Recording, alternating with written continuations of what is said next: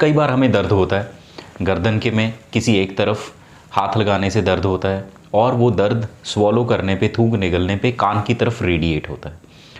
ये प्रॉब्लम जो है यूजुअली सब एक्यूट थायरॉयडाइटिस नाम की प्रॉब्लम होती है, जो कि बहुत सारे केसेस में डायग्नोज नहीं हो पाती और पेशेंट्स 4-4, 5-5 हफ्ते तक एंटीबायोटिक्स खाते रहते हैं। तो आज हम इस प्रॉब्लम के बारे में डिस्कस करेंगे।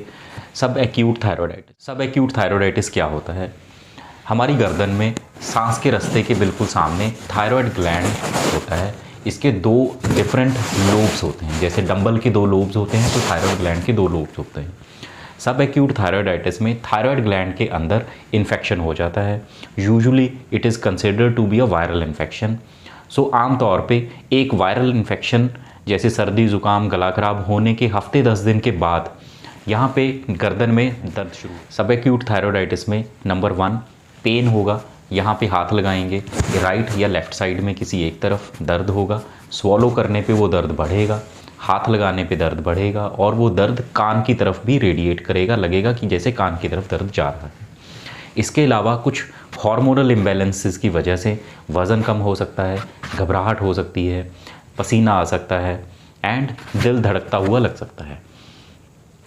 ये प्रॉब्लम्स के साथ यूजुअली पेशेंट्स हमारे पास आते हैं। हम सब एक्यूट थायरॉयडाइटिस को कैसे हमें शक होता है कि सब एक्यूट थायरॉयडाइटिस हो सकती है?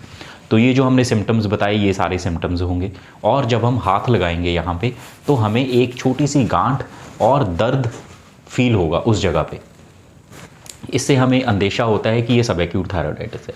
इसको कंफर्म करने के लिए हम कुछ टेस्ट कराते हैं। उसमें सबसे important CBC, ESR and thyroid profile. इसमें CBC बढ़ा हुआ हो सकता है, जिसमें यूजुअली न्यूट्रोफिल्स बढ़े हुए होते हैं या कई बार लिम्फोसाइट्स भी बढ़े होते हैं। ESR ऑलमोस्ट ऑलवेज बढ़ा हुआ होगा सब एक्यूट थायरॉयडाइटिस में, तकरीबन 25-30 या कई बार 50-55 इन द फर्स्ट आवर ये हम देखते हैं। Most important is TSH value. So इसमें TSH की वैल्यू जो है वो काफ़ी कम होगी, 0.002, 0.0001, so it is very low. So ये एक ऑलमोस्ट श्योर कन्फर्मेटरी टेस्ट है। इसके अलावा हम अल्ट्रासाउंड नेक ही कराते हैं ऐसे मरीज़ों में, ये देखने के लिए कि जो गांठ, जो स्वेलिंग है थायराइड के अंदर, उसमें कुछ पस तो नहीं है। हल्की स्वेलिंग होना it is normal, it is part of the disease, but कई बार ये रूल आउट करने के लिए कि कहीं उस गांठ के अंदर पस तो नहीं बन गया तो हम अल्ट्रासाउंड कराते हैं। कई बार अगर पस हो तो हमें वो पस ड्रेन भी करना पड़ सकता है, एब्सेस बन जाती है। इस बीमारी में नॉर्मली आम तौर पे न्यूक्लियर स्कैन की ज़रूरत नहीं पड़ती। कई डॉक्टर्स या फिजिशियन एडवाइस करते हैं कि हम न्यूक्लियर स्कैन कराएंगे थायराइड का, आम तौर पे ज़रूरत नहीं पड़ती और ना ही इसमें कोई थायराइड हार्मोन की दवाई की ज़रूरत पड़ती है, जैसे प्रोपाइल थायोयोरासिल वगैरह। ये जो हार्मोनल इम्बैलेंस इस बीमारी में आता है ये टेम्परेरी होता है और 4 से 6 हफ्ते के दौरान ये ठीक हो जाता है। सब एक्यूट थायरॉयडाइटिस का हम ट्रीटमेंट कैसे करते हैं? सो ट्रीटमेंट में there are only 2 main medicine which we have to give. पहली एंटीबायोटिक्स चलेंगी, दूसरा स्टीरॉयड्स चलेंगे। स्टीरॉयड्स देने से पहले ऑब्वियसली ये ध्यान रखना है कि डायबिटीज़ और ब्लड प्रेशर और एनी अदर कोई कॉन्ट्राइंडिकेशन तो नहीं है स्टीरॉयड्स देने की।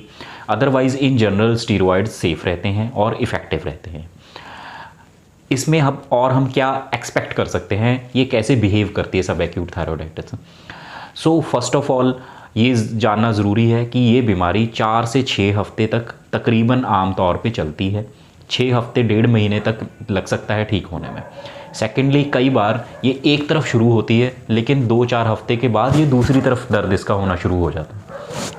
तीसरा, जो थायराइड हार्मोन का लेवल है वो धीरे धीरे ग्रेजुअली नॉर्मलाइज होता है और कई बार इसके फेजेस होते हैं, कई बार ये बढ़ भी जाता है, कई बार कम हो जाता है, बट आम तौर पे 6 से 8 हफ्ते के अंदर ये थायराइड हार्मोन नॉर्मलाइज हो जाता है। अनदर थिंग इम्पॉर्टेंट इज़ कि अगर हम सही टाइम पे दवाइयाँ शुरू नहीं करते, स्टीरॉयड्स शुरू नहीं करते, तो कई बार थायराइड ग्लैंड के अंदर परमानेंट डैमेज हो जाता है, जिस वजह से मान लीजिए 15-20% सेल्स थायराइड ग्लैंड के डैमेज हो गए। तो कई बार किसी पेशेंट में 100 में से ज़्यादा नहीं 3-4% लोगों में कई बार परमानेंटली हाइपोथायरॉयडिज्म हो जाता है, जिसके लिए थायराइड की टैबलेट कई बार लेनी पड़ सकती है इन फ्यूचर। बट अगर सही टाइम पे इलाज शुरू हो जाए तो recovery is very good, but yes it takes time. सब एक्यूट थायराइडाइटिस में सर्जरी का कोई रोल नहीं है। I am doctor Vikram Bhardwaj, I am senior consultant ENT head and neck oncosurgery, and I am working in Noida. If you have any more queries or any doubts, please feel free to comment and drop a message. However, don't try to self-diagnose these diseases.